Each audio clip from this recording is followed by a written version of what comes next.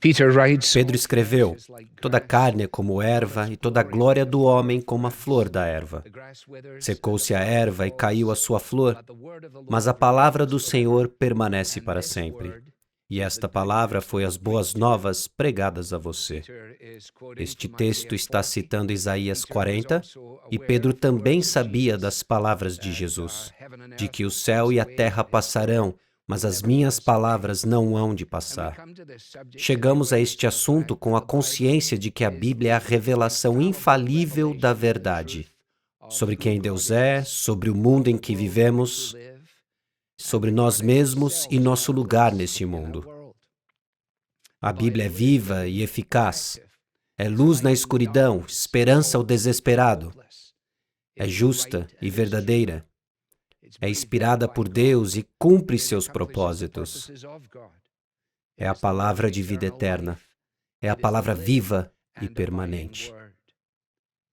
Jesus endossou a autoridade do Antigo Testamento quando o utilizou em sua tentação e nos seus ensinos sobre ele aos discípulos. E ele também deu provisão ao Novo Testamento, autorizando os apóstolos a ensinar em seu nome.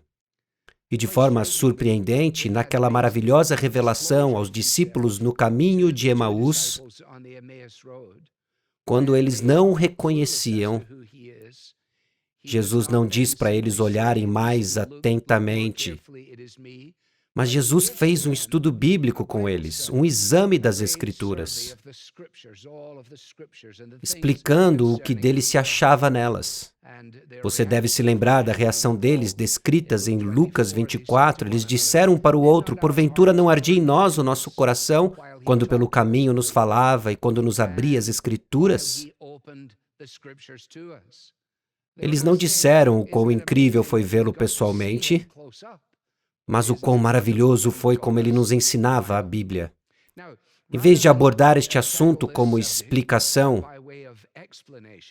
o que eu gostaria de fazer é abordá-lo por meio de exortação. Quero falar de 5 apelos pastorais sobre o poder da palavra de Deus. Número 1. Estudá-la diligentemente. Isso fala sobre nossa reunião com o povo de Deus, no contexto do culto público. O livro de oração comum começa com uma oração para a manhã e uma para a noite para nos lembrarmos do porquê de reunirmos, para louvar e adorar a Deus, para ler com atenção as Escrituras, confessar nossos pecados e assim por diante. Quando pensamos na diligência do estudo da palavra, em termos da América atual, de onde a maioria de nós estamos, existe um contraste muito grande. Quando lemos os eventos ocorridos em Genebra no século XVI,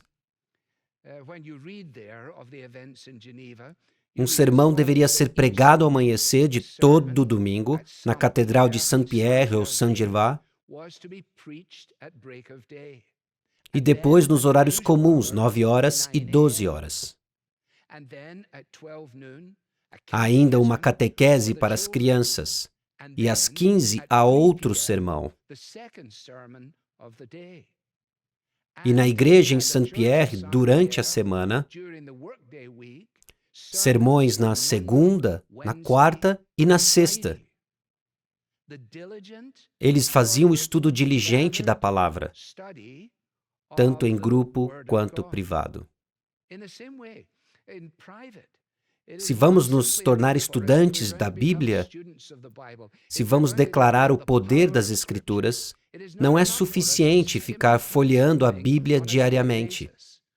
Estudar demanda esforço, assiduidade, diligência. Significa que estamos assumindo um compromisso.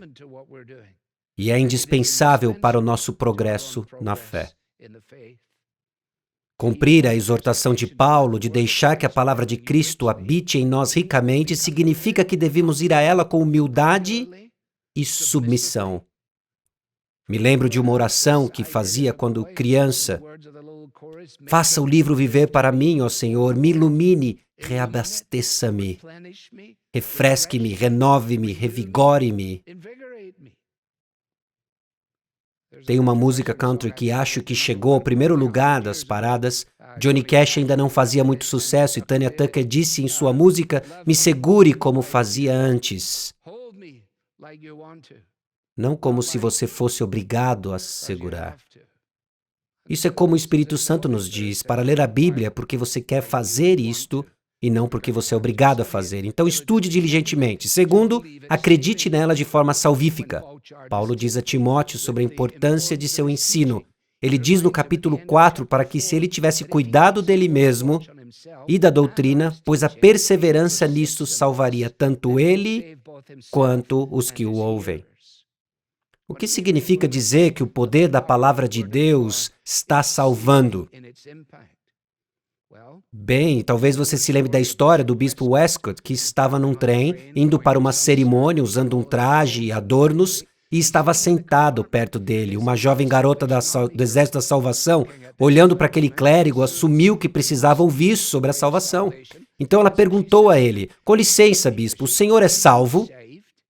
No que o bispo retrucou: "Você quis dizer se eu fui salvo, se eu estou sendo salvo ou se serei salvo?"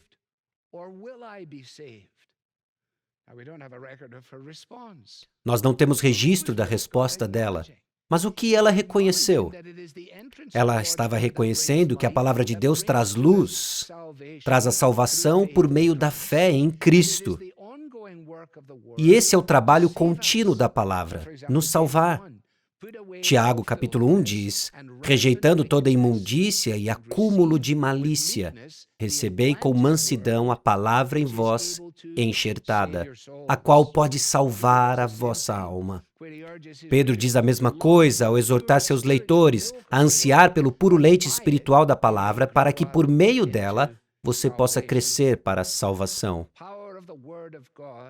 É o poder da palavra de Deus revelado salvadoramente na vida daqueles que nela confiaram.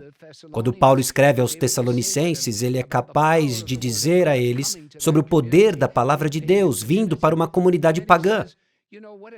E então ele diz que o que aconteceu é que suas vidas foram tão transformadas pelo Evangelho que nós não precisamos dizer mais nada, porque a palavra do Senhor ressoou na Macedônia e Acaia.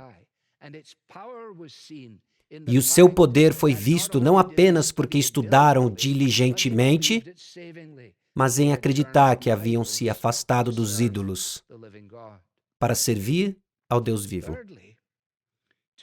Terceiro, confiar inteiramente. Vamos voltar à passagem dos discípulos no caminho de Emaús. Quando Jesus chama eles de nécios e tardos de coração, para crer tudo o que os profetas disseram. Tudo o que os profetas disseram. Não me lembro quem me disse, mas nunca me esqueci de uma frase. Provavelmente foi de um professor de Bíblia. É preciso uma Bíblia inteira para se fazer um cristão inteiro. E é por isso que nosso estudo e confiança na Bíblia deve ser completa. Não porque ela diz tudo sobre tudo, porque ela não diz. Por exemplo, eu estava querendo redefinir minha senha da ESPN Plus para poder assistir Arsenal versus Chelsea. E eu não pude ir à Bíblia e descobrir como redefinir minha senha. Ela não diz nada sobre recondicionar as artérias do coração, mas nos diz algo sobre tudo. E eu pergunto, você está confiando inteiramente nela?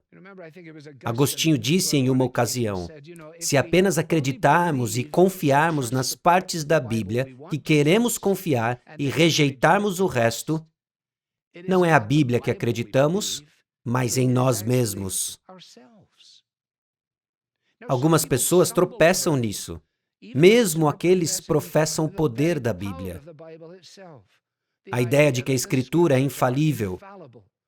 E dizemos a nós mesmos, com que base provamos isto? Bem, John Murray, do Seminário de Westminster, uma passagem maravilhosa de seus escritos diz: dizemos que a Escritura é infalível, não porque podemos provar que é infalível, porque não podemos. Com base em que declaramos sua infalibilidade? O único fundamento é o testemunho da Escritura de si mesma, sobre seu caráter e sua autoridade de origem.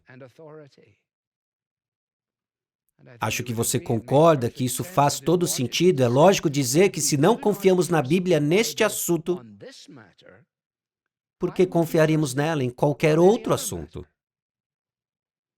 Muitos homens e mulheres se convencem da autoridade da Bíblia apenas pela própria Escritura, pois o Espírito Santo os convence de que ela é a palavra de Deus.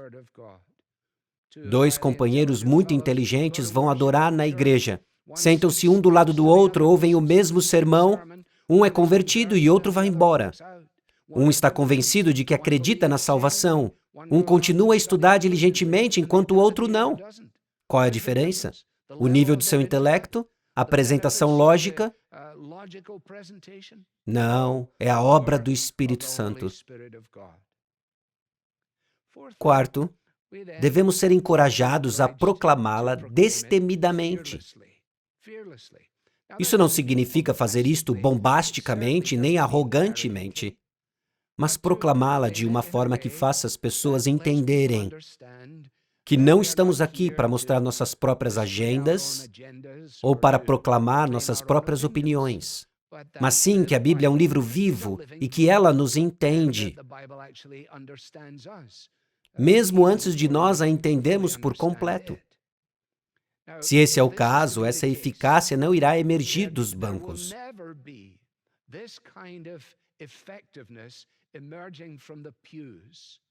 A menos que aqueles que recebem a responsabilidade do púlpito estejam preparados e sejam corajosos o suficiente para proclamar a palavra de Deus. Em outras palavras, aqueles que estão ensinando a Bíblia precisam ser convencidos de que a palavra de Deus faz a obra pelo poder do Espírito Santo. Não estou dizendo que isso é uma tarefa fácil, porque não é. Toda geração pensa que ela é a geração mais difícil. E devemos ter cautela com essa perspectiva, considerando que os primeiros cristãos enfrentaram os leões e que estavam sob o domínio de Nero, e cujas vidas terminaram com grande sofrimento e dor. Por quê? Porque eles estavam preparados para dizer que Jesus é o Senhor, que Ele é o único Senhor, Ele é o único Salvador. É isso que devemos fazer no que chamo de cultura em colapso. Estamos no fim de 25 ou 50 anos, durante os quais as grandes histórias que deram sentido à existência humana desmoronaram as grandes narrativas. Nós agora criamos uma geração que é incapaz de fornecer uma explicação razoável porque o que estamos fazendo nessa vida, quem somos e para onde vamos. Nascidos sem uma razão, uma vida prolongada ao acaso e, ao fim da vida, o esquecimento. É preciso proclamar as boas novas de forma destemida e fiel. Em meio a uma cultura em colapso, ela precisa ser proclamada à luz do fato de que temos uma igreja confusa, com um grande mar de homens que são teologicamente vagos, perigosamente acomodados na maneira como abordam as coisas, que acham que sua teologia precisa ser moderada em relação ao tipo particular de hostilidade que estamos sofrendo neste momento. Então, há uma grande necessidade dessa proclamação destemida e ousada. Para uma sociedade em colapso e uma igreja confusa, e vamos ser honestos, pastores covardes e expostos perderam a confiança na verdade. Pastores que perderam a confiança admitivelmente no poder e na relevância do Evangelho. E o que temos dito a nós mesmos são anedotas misturadas com frases de bênção. A Bíblia não é mais um alicerce, é um trampolim, onde o pastor fica pulando enquanto isso diverte as pessoas. E as pessoas ficam na esperança de pegar alguma coisa diferente. Muito diferente daquilo que Pedro e Paulo fizeram. Então eles, vendo a ousadia de Pedro e João e informados de que eram homens iletrados e indoutos, eles se informaram sobre isso e disseram que isso só podia ser aquele Jesus. E é claro que era Jesus. Bem, como eu disse, não estou discutindo sobre o poder da palavra, eu estou apenas explicando o desafio que temos ao afirmá-lo. Estude-a diligentemente, acredite nela de forma salvadora, confie nela inteiramente, proclame-a destemidamente. E chegamos ao ponto que vocês estavam esperando. Cante-a com alegria.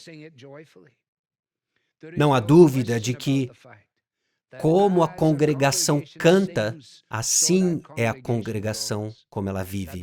Há uma correlação entre o impacto da verdade da palavra e o transbordar da adoração do povo de Deus. Certamente há uma razão pela qual a Igreja Livre da Escócia faz bastante tempo que somente canta os salmos métricos. E esses 150 salmos são a própria palavra de Deus.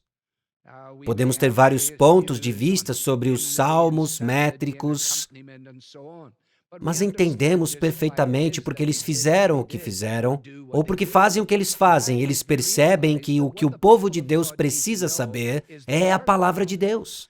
E é por isso que eles são fielmente ensinados e eles devem ser cantados em casa.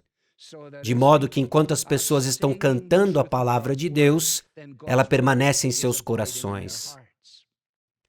Bem, isso não é um argumento para o canto dos salmos. Embora eu ache que uma das grandes lacunas da adoração contemporânea seja a ausência do canto dos salmos. E seria bom para todos nós incluí-los no culto. Quando lemos a história do avivamento,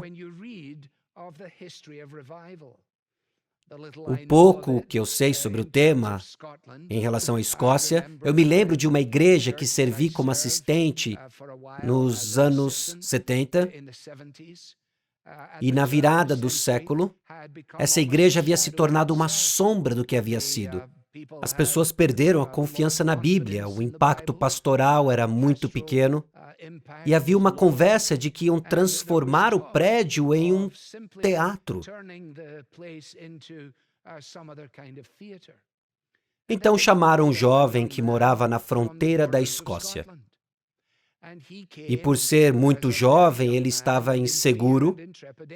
E nessa situação as pessoas poderiam pensar, bem, se ele não conseguir fazer, não importa, porque ele não vai para lugar nenhum de qualquer maneira. Ele foi tocado em seu coração e foi para o país de Gales. Isso foi entre 1904 e 1905. Porque ele tinha ouvido falar sobre o avivamento que houve lá e do trabalho do jovem Evan Roberts. E ele voltou para Edimburgo. Enquanto relatava o que tinha visto e ouvido, e uma das coisas que ele disse foi o seguinte, foi que o Espírito Santo habitava nos louvores deles. Estava nos louvores deles. Com isso em mente, e já partindo para o encerramento, alguns dias atrás eu fui em busca de registros deste avivamento.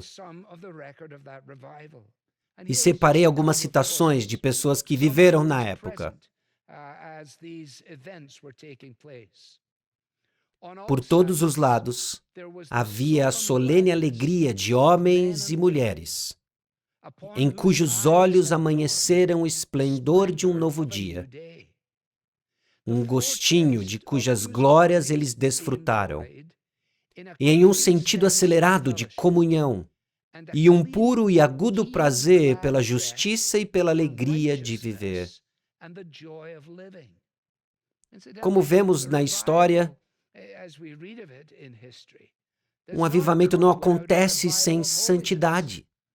Ele não nos leva a uma forma de antinomianismo, onde nosso entusiasmo substitui todas as outras considerações de retidão, verdade, mas para a justiça e alegria de viver. 3/4 dos cultos consistiam em louvores. E ninguém precisava ler o inário. Quando alguém orava ou falava, havia silêncio. Mas quando as pessoas cantavam, o coral ergue a sua voz até abafar todos os outros sons. Joseph Campbell retornou de lá e disse: meus amigos, encontrei algo que não tem nada a ver com orquestra, nem com equipes de louvor. Há apenas um líder de louvor e é Jesus Cristo. O Espírito Santo não tem nada a ver com organização musical, mas sim com inovação divina. Eu apresentei isto a vocês porque é algo digno de consideração. Colossenses 3 é um ótimo texto, é simples e útil para isto. Assim como existem outros textos por toda a Escritura. Talvez você goste da passagem de Paulo aos Efésios, a passagem paralela. E não vos embriagueis com vinho, mas enchei-vos do Espírito. Cheios do Espírito Santo, falando entre vós em salmos, hinos e cânticos espirituais, cantando e salmodiando ao Senhor no vosso coração, dando sempre graças a Deus e sujeitando-vos uns aos outros. E Paulo escreve aos Colossenses: a palavra de Cristo habite em vós abundantemente. Veja que o Espírito Santo e a palavra trabalham juntos. Quando o Espírito vem sobre a igreja, a palavra de Deus habita nela. E ela se torna a fonte de seu ensino. Elas admoestam uns aos outros. É uma sabedoria que o mundo não compreende.